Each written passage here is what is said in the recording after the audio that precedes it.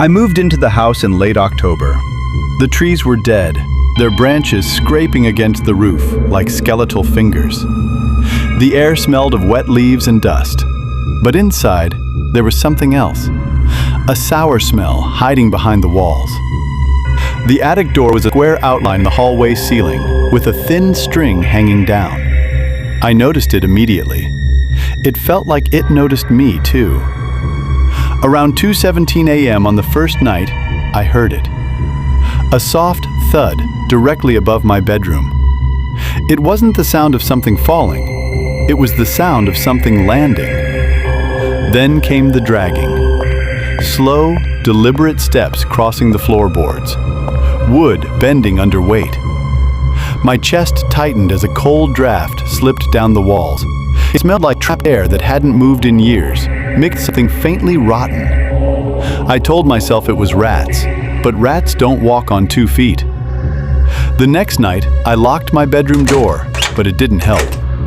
The footsteps started just after midnight, pacing back and forth above me. Then the scratching began. Long nails against wood, right over my bed. Scratch. Pause. Scratch, scratch. It sounded curious. Then something fell through the ceiling vent. A single strand of hair, long, black, and damp. I don't have black hair. At 3:03 a.m., the attic hatch creaked open.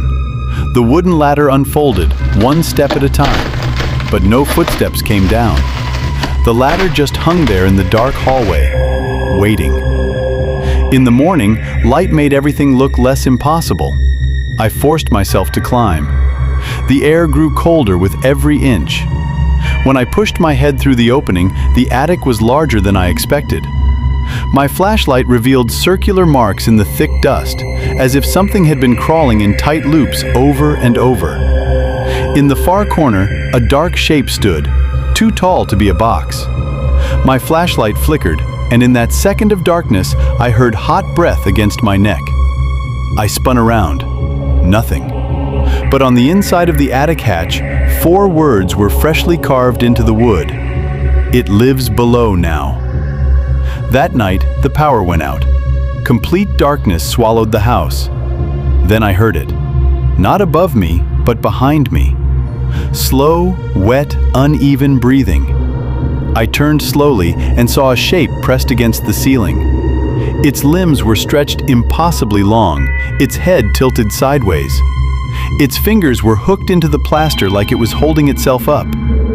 The smell of decay flooded the room. It began crawling across the ceiling directly over my head.